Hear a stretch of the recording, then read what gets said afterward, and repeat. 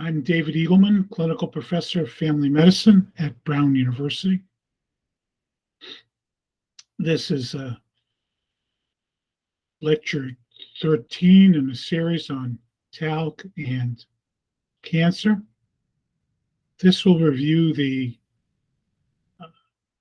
NTP decision to not list talc as a carcinogen in 2004 and explain how corporations successfully got the NTP to reverse the decisions of its scientific boards and not list talc as a carcinogen.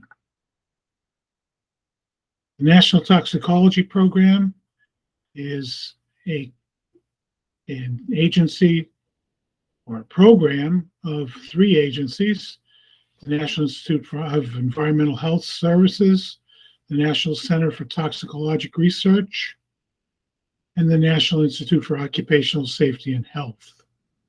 These core agencies make recommendations to the NTP for a variety of issues, but in particular, the listing of carcinogens in a book called the Report on Carcinogens.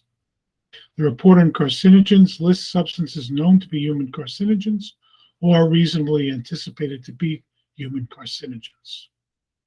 Each of those agencies can recommend substances for potential classification, and then there's a process through which scientific committees and then the Board of Scientific Counselors, a more political entity, makes a final determination about whether or not to list.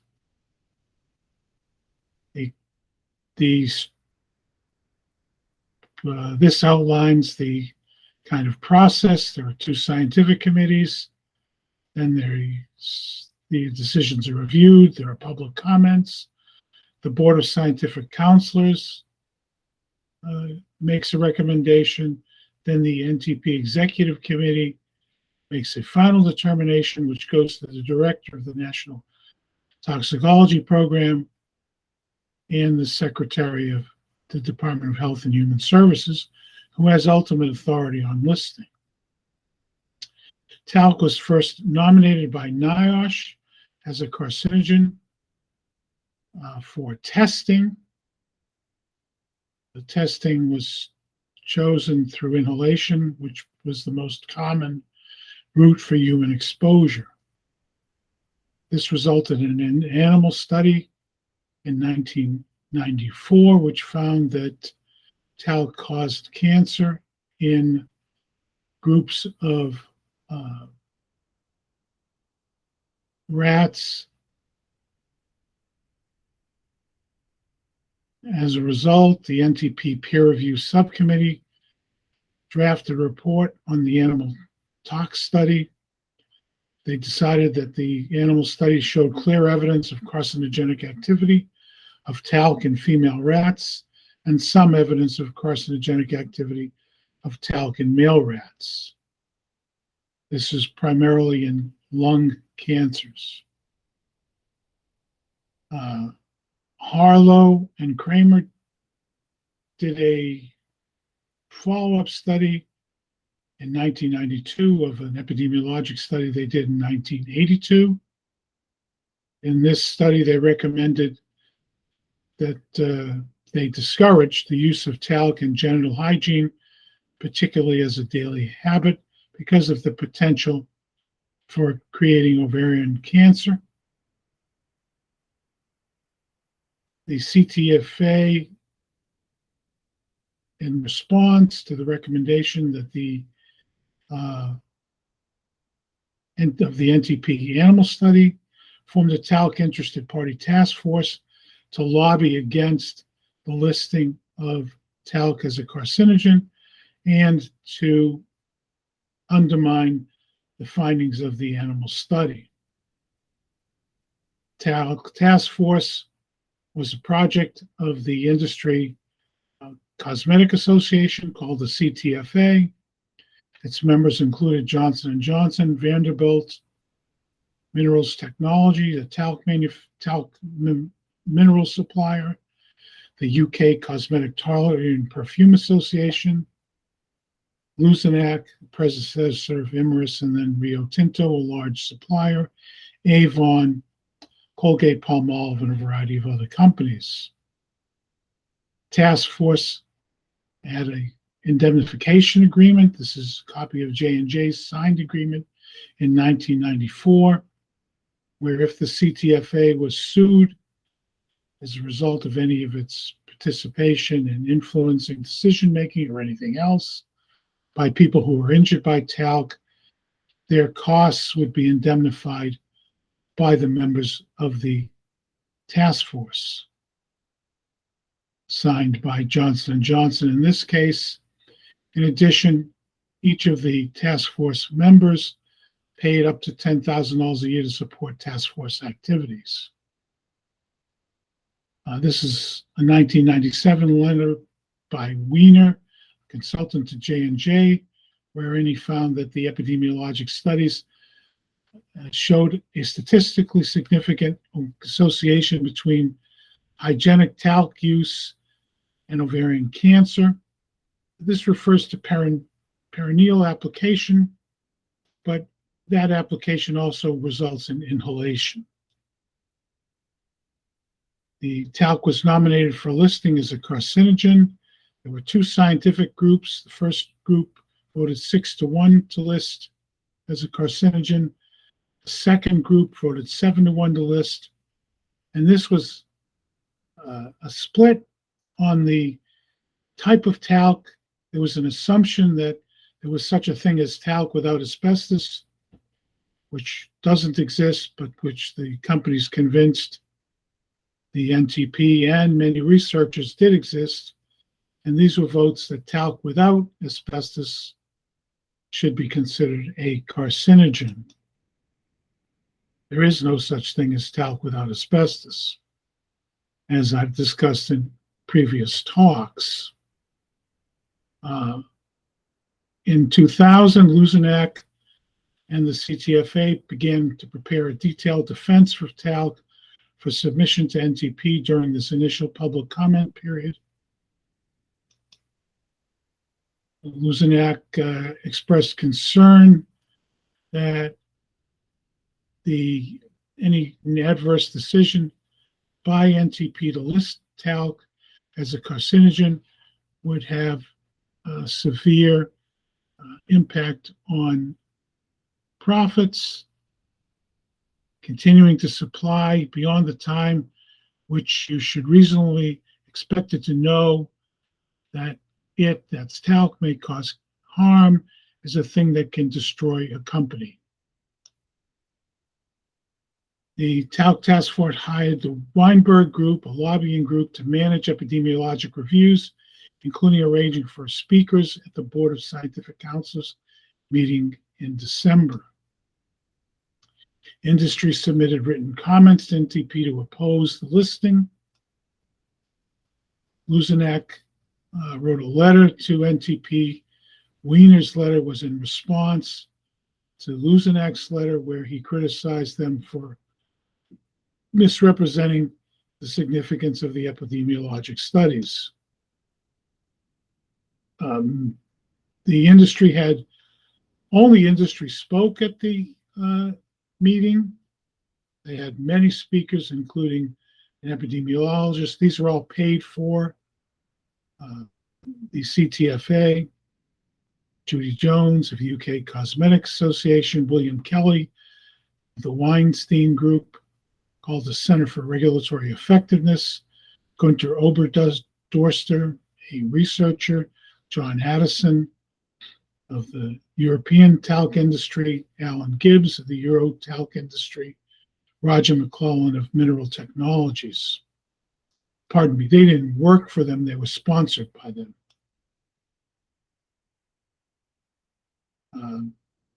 Roger McClellan summarized the confusion that the industry tried to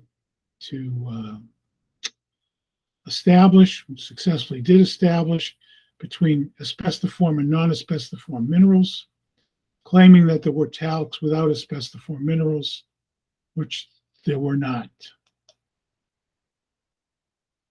After the industry intervened, the Board of Scientific Counselors voted 73 not to list based on a lack of definition of talc and whether it contained asbestos fibers or asbestos. This was based on confusion, and as you can see, Luzenak celebrated the fact that they effectively confused the committee and suggested that if it came up for revote, it would be time to come up with more confusion.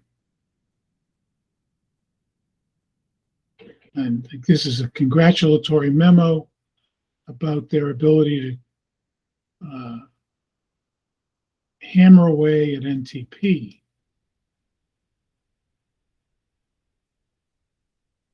In this memo, the companies successfully outlined the fact that they created confusion over the talc definition. We need to hammer away at NTP leadership on this issue. Formal requests be submitted, insisting that the recommendations of RG 1 and 2 be withdrawn for consideration. They were successful in that. A variety of entities, as I've shown, wrote letters to get the scientific reviewers' recommendations reversed. Luzenak took credit for a major victory when the NTP Executive Committee deferred decision to list talc on the review of carcinogens. Luzenak celebrated its success. They continued to work through the auspices of CTFA. Luzenak and Johnson & Johnson wielded considerable influence in the talc subcommittee. This was our secret weapon engaged the services of the Washington Center for Regulatory Effectiveness. And finally, they decided to be aggressive, threatening with lawsuits, emails, faxes, overnight letters, right up until hours before the final executive committee meeting. And the strategies paid off. Luzenak faxed to Johnson & Johnson. We've been successful thus far in fending off the NTP classification of talc as being a potential human carcinogen. We must also keep an eye out for IARC.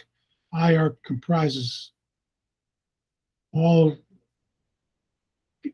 can surprise us all and decide to list talc as a potential carcinogen.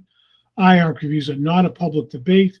Unlike NTP, IARC is answerable to no one politically.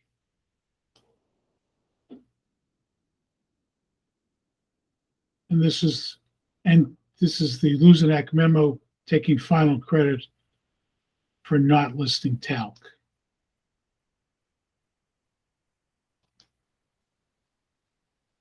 This again, the letters that went to NTP, another set of letters in 2004, asking them to not list talc as a carcinogen.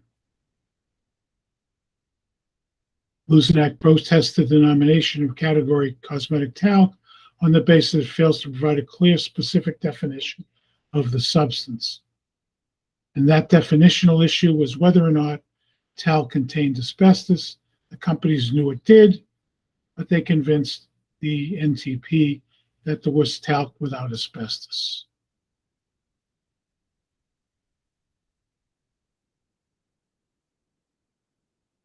This is a summary of their internal comments in a fax to J&J from Luzenak, citing a paper in April 2004 in Human Reproduction.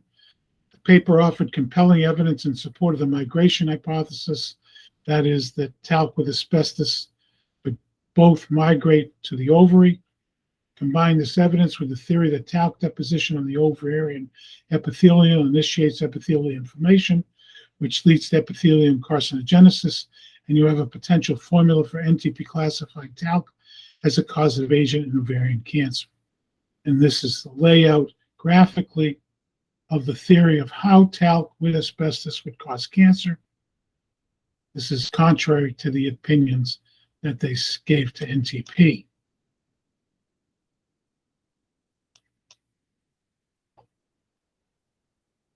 J&J's director of toxicology took credit for the denial and the fact that the NTP never actually re-reviewed talc, so it was postponed indefinitely and permanently.